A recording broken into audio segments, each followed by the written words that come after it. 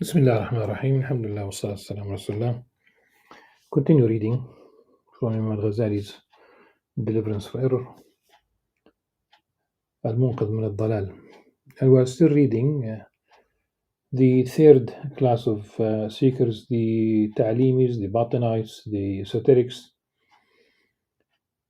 and quite a lengthy entry. And we have reached the following. We are on page 46 if you are using McCarthy's translation. Top of the page, the prophets and religious leaders referred men to the exercise of personal judgment, and necessarily so, despite their knowledge that men err. They do make mistakes. The apostle of God, God's blessings and peace be upon him, even said, I judge by externals, but God undertakes to judge the hearts of men. This means I judge according to the most probable opinion resulting from the witnesses' statements, but they may err about the matter. The prophets had no way to be safe from error in such cases involving personal judgment. How then can anyone else aspire to such safety?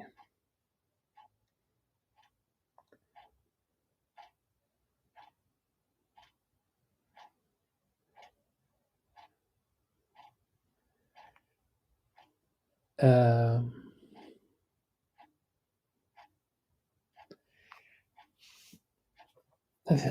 major, it's a very small.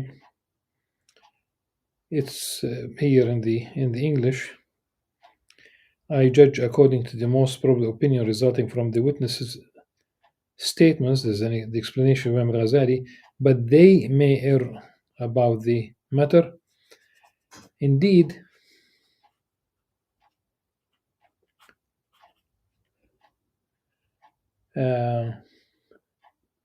وربما أخطئ فيه أنا. I might err. And this is the whole thing about the quotation, meaning that people might also, it's in a different tradition, that people might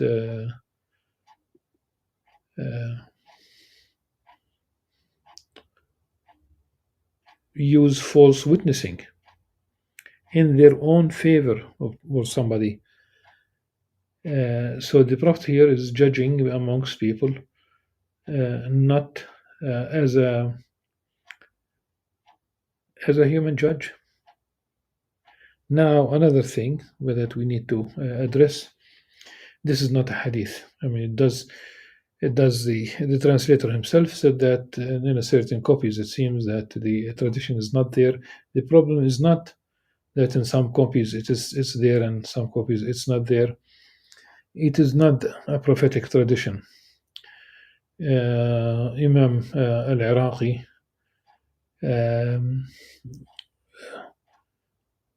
said that there is no origin of this hadith. Jazm, with certitude. Okay, and Imam Suyuti said that this is a statement of Imam Shafi'i. But if you need a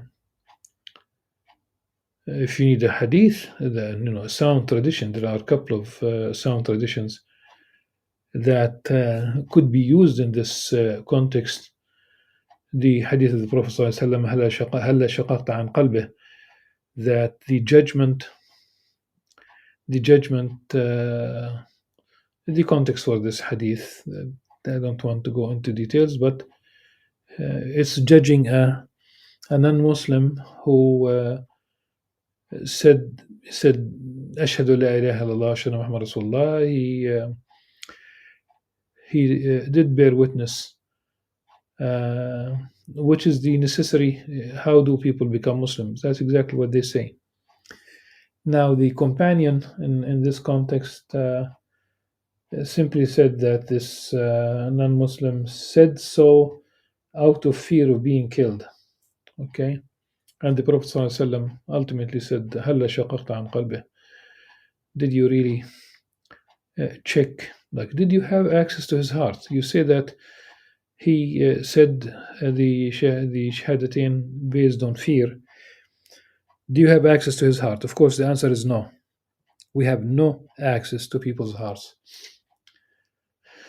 There was an issue lately, a few weeks ago, whereby someone posted a statement of someone else uh, on YouTube, on social media, and the bottom line is that it was not appreciated by the person who originally made the statement, and he told me that the one who made the statement, he told me that this person did not intend well by publishing his statement. And I said that this is like an affair of the heart. Like he could be basically he could mean well, because there was nothing wrong, by the way, in the statement itself. He said no, he means he intended this. He intended, okay. And this is a very serious problem. When we tell people, your intention by saying such and such, your intention by doing such and such, intention. Isn't this something that is between the abd, the servant, and Allah subhanahu wa ta'ala?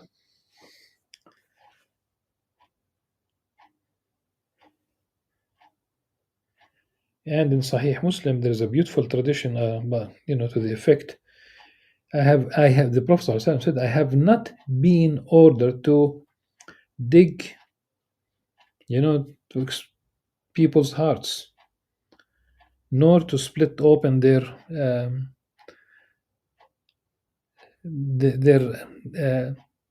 abdomen. Though here it's a reference to a physical thing, but no, it's really about the heart, not as a physical organ. إني لم أؤمر أن أنقب عن قلوب الناس ولا أشق بطونهم، أو كما قال صلى الله عليه وسلم. So it is permissible to perform ijtihad, to exert your effort in forming your opinion, knowing very well that you might err, the judge might err, the witness might err, but still it is permissible.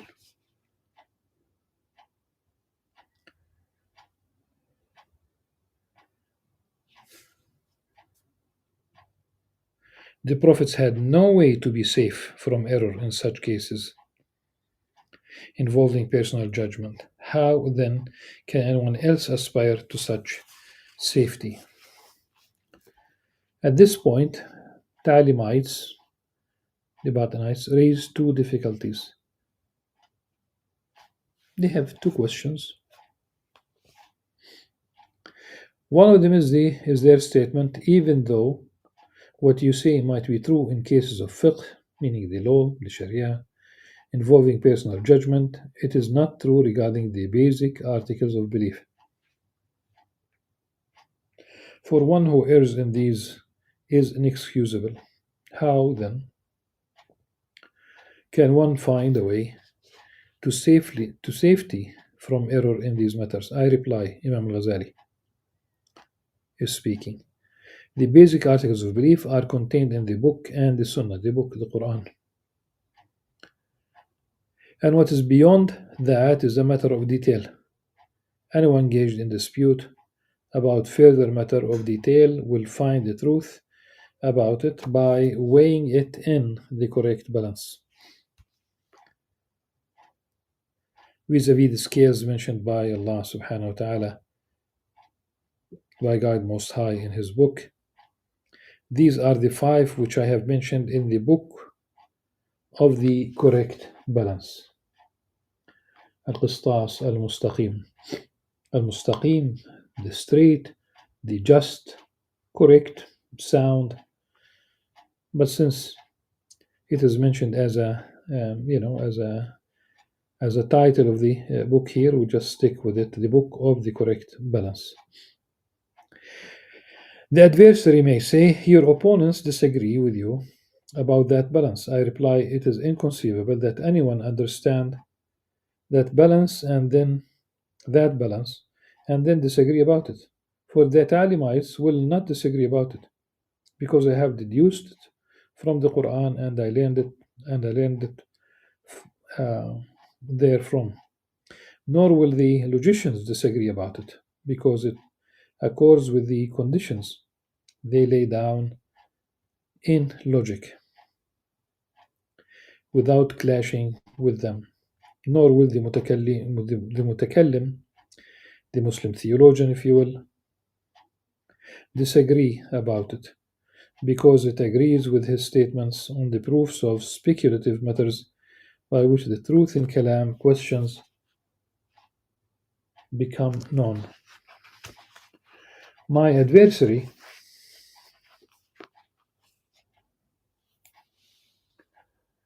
may say, if you have such a balance,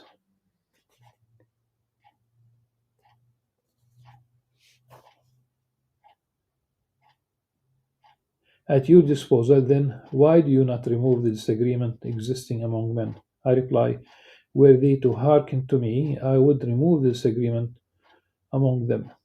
Moreover, I have mentioned the way to remove disagreement in the book of the correct balance. So study it, that you may know that is true and would definitely abolish disagreement if only men would hearken. But they, all of them, will not hearken. Or rather, some did hearken to me, and I did remove the disagreement existing among them. Furthermore, your Imam, as a Talimite, wants to banish disagreement from among them, despite their failure to hearken. Why then has he not done this up to now? And why did Ali bin Abi Talib, may Allah subhanahu wa ta'ala be pleased with him, not do that since he was the first and greatest of the Imams? Does the Imam indeed claim that he can forcibly induce men to hearken? If so, then why he has not done that up to now? And to what day has he deferred it? And has anything resulted among men from the Imam's claim but increasing disagreement and the growing number of men at variance? Surely it was to be feared that disagreement would result in a kind of hurt that would finally end in bloodshed, devastation of towns, orphaning of children, brigandage, and plundering of property. And indeed, as a result of the blessings of your doing away with disagreement, there has happened in the world a disagreement like the like of which has never been known.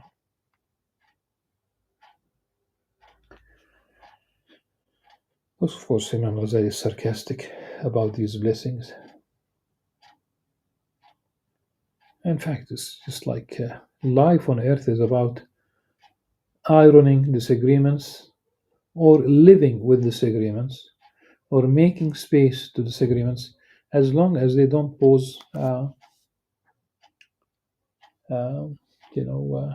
threat, as long as they do not really violate uh, divine law heads on, okay, where there is no room for interpretation in any way.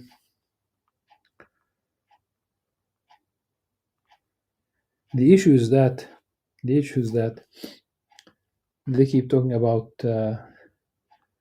Muslims forcing Islam on others, and it's the other way around. And for decades, I've seen it how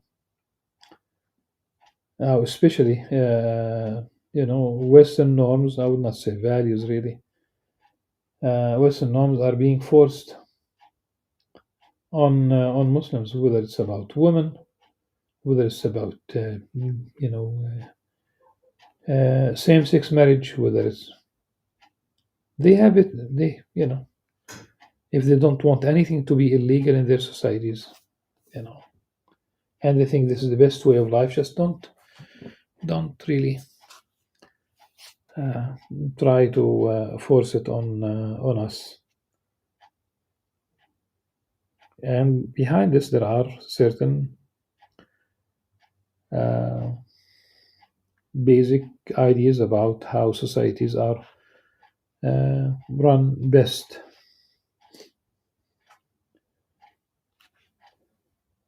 You could basically elect someone who is depraved morally, and it happened, and it seems that's going to happen again uh, in the United States.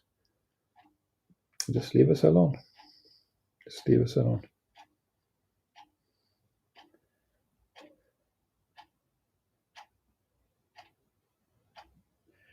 He may say, "You have claimed that you can remove the disagreement existing among them, but he who stands perplexed between conflicting views and opposing differences is not bound to listen to you rather than to your adversary.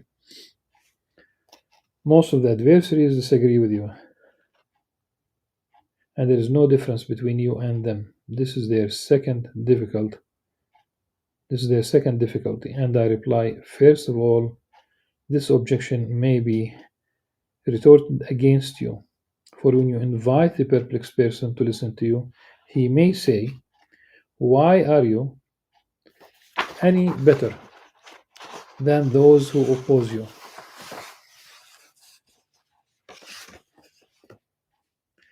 And most scholars disagree with you. I wonder how you would answer. Would you answer by saying, my Imam has been explicitly designated? But who will believe you in your claim of explicit designation, since he has not heard the explicit designation from the Prophet ﷺ?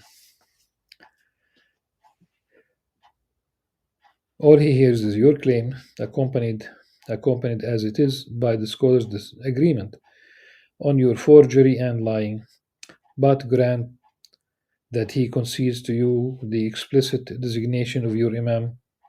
If he is then perplexed about the basis of prophethood and says, admitted that your Imam adduces the miracle of Jesus, peace be upon him, Jesus Christ, son of Mary, they have just found a stone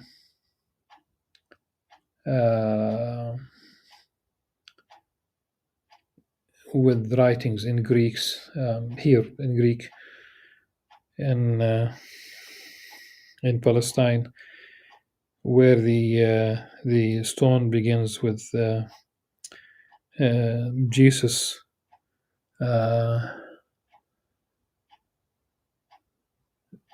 born of Mary, son of Mary.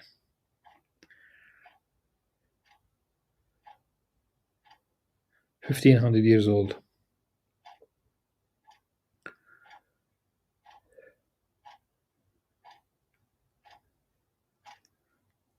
Christon. And it was, at least, for me, that was the only way he was described on this stone. No theological, post-revelational theological package, no reference to Trinity, no reference to the two different genealogies in the Gospels, nothing like that.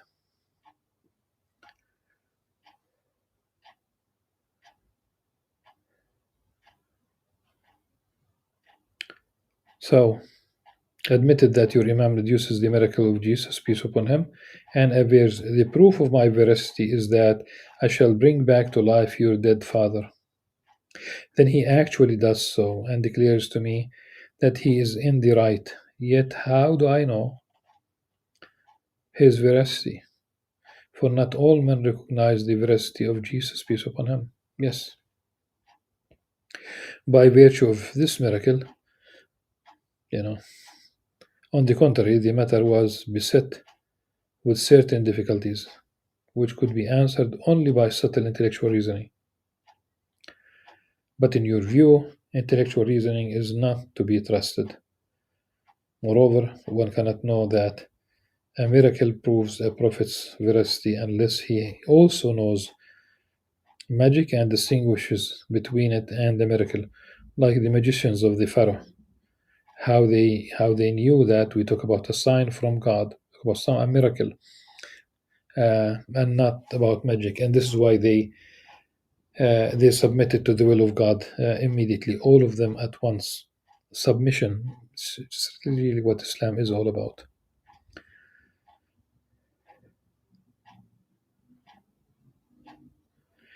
And unless he knows that God is not leading his servants astray, and the problem of leading astray and the difficulty of formulating an accurate answer to it are notorious, how then would you refuse all that, since your Imam is not or is no worthier of being followed than his opponent?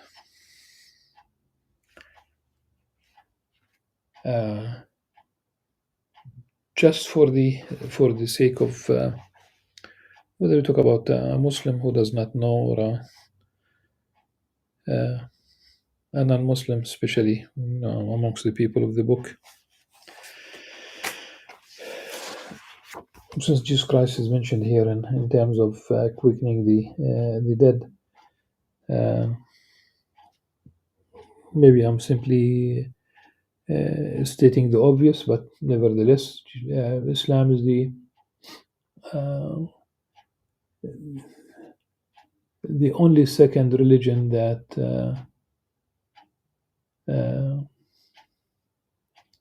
recognizes Jesus Christ as the Word of God to Mary, peace upon them both.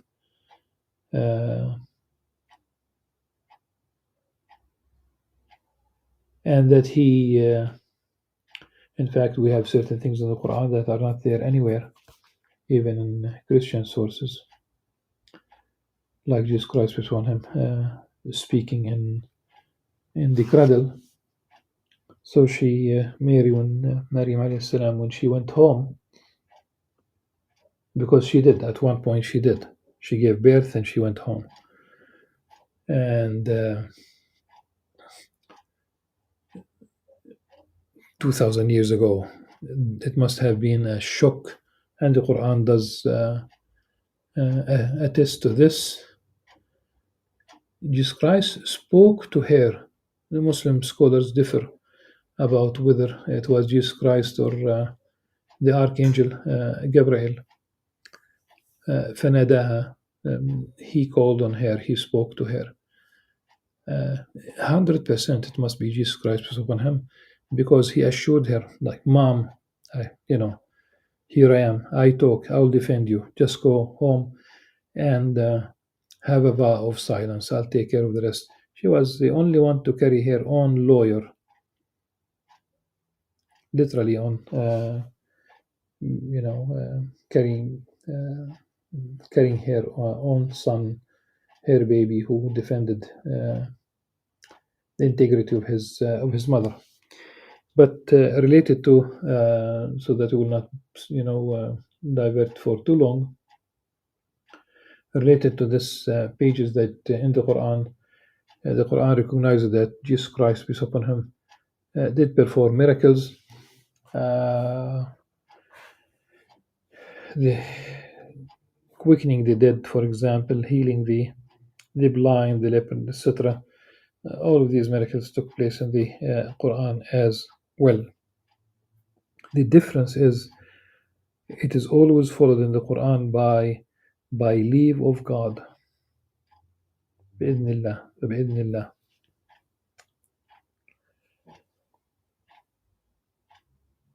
Okay.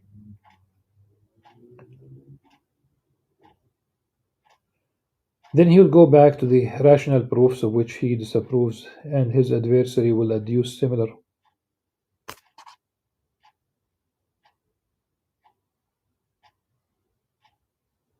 and even clearer proofs. And thus,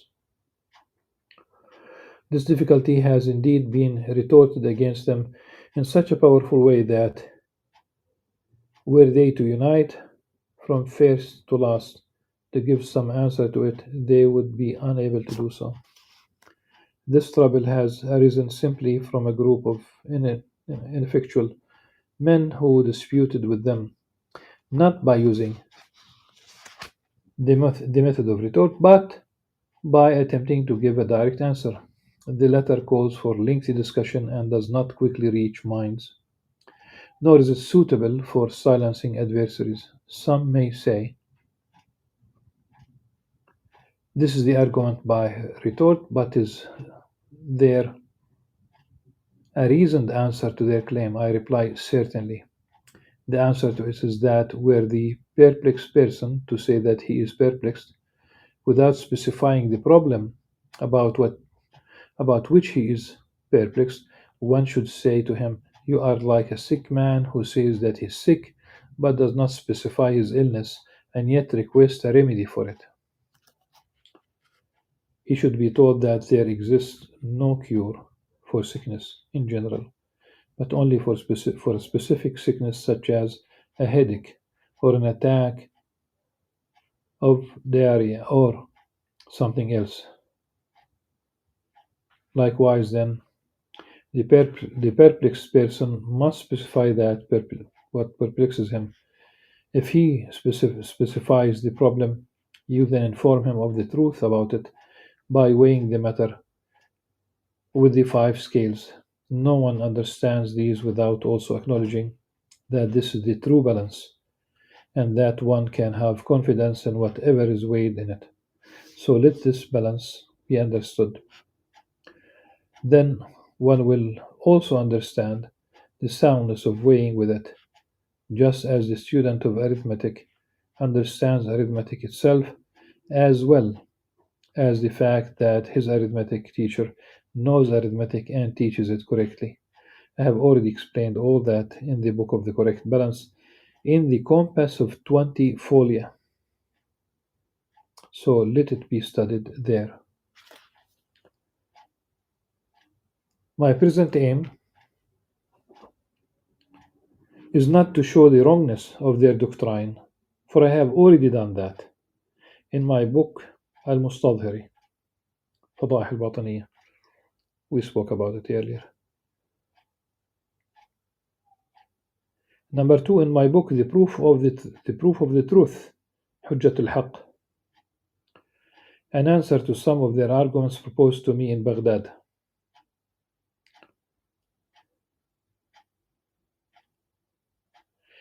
And number three, in my book, the detailed exposition of the disagreement,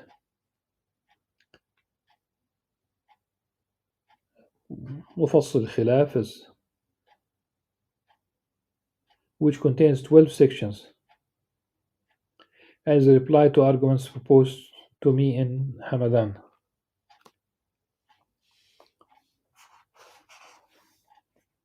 And number four, in the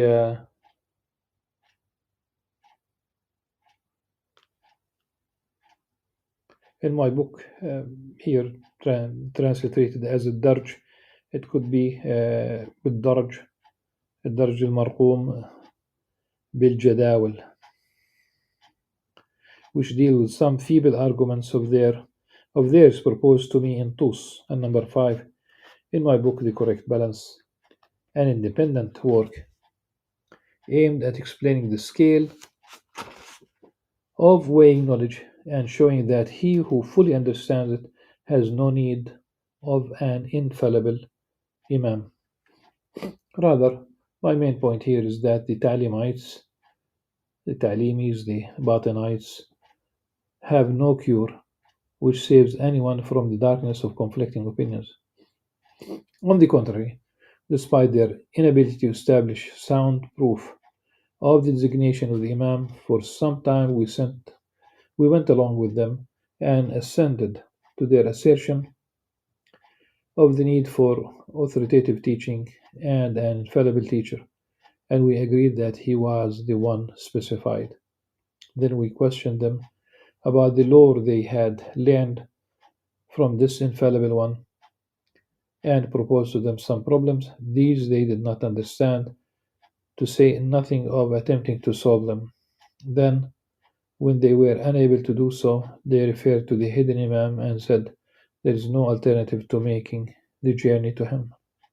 The amazing thing is that they waste their life in seeking the authoritative teacher and in boasting of having found him, yet they have learned nothing at all from him.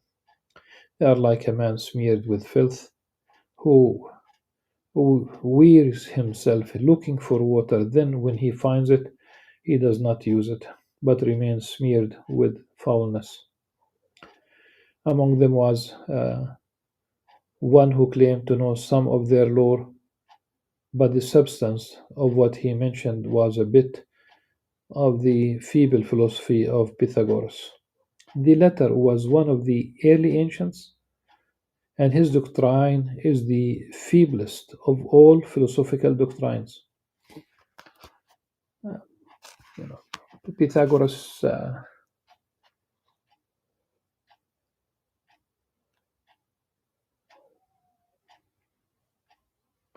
more known for math rather than for philosophy, he had really um, some maxims, very simple, nothing out of uh, about his religion. He followed and something unique, well, not really unique, but something that this it reflects the you know something that was in circulation at the time.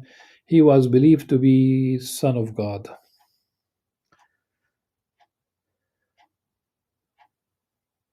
So that idea of having a son of God, it seems, was widely circulated and accepted in Greek culture. And let's remember that the Mediterranean Sea, the Mediterranean, the shores of Mediterranean were all Greek. It was full with Greek colonies. Whether you talk about Palestine, you talk about Asia Minor, in what we call Turkey. Uh, of course, Greece to begin with, uh, Alexandria. Uh, they still call the people of Darna in Libya as Greeks. Until today, they are not Greeks anymore. But this is something that goes back in history. They still call them Greeks, people of Darna, all the way to the eastern shores of Spain. So the Mediterranean was a uh, Greek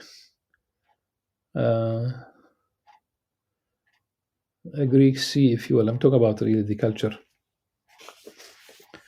So the idea of Son of God was in circulation.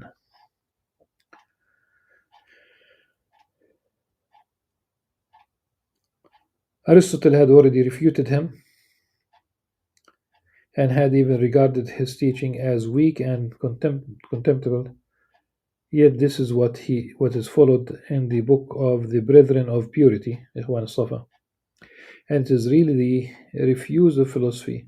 One can only marvel at a man who spends a weary lifetime in the quest of knowledge, of foreknowledge, and then is content with such flaccid and thin stuff. Yet he thinks he has attained the utmost, reaches of knowledge. These also we have tested thoroughly and probed inside and out.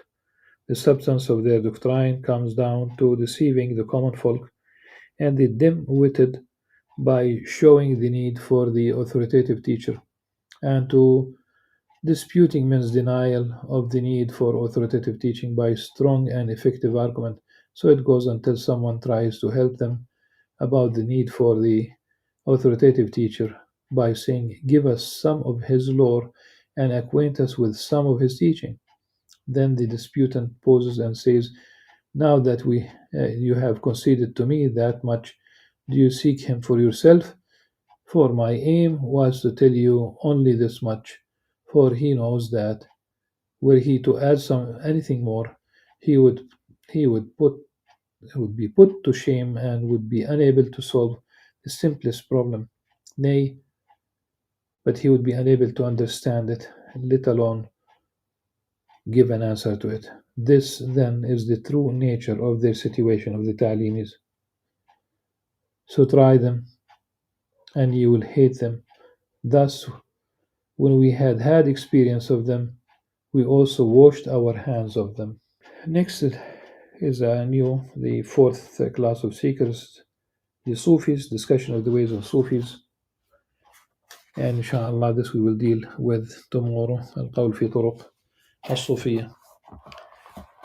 Until then, inshallah, سبحانك اللهم وبحمدك نشهد أن لا إله إلا أنت نستغفرك ونتوب إليك. والسلام عليكم ورحمة الله وبركاته.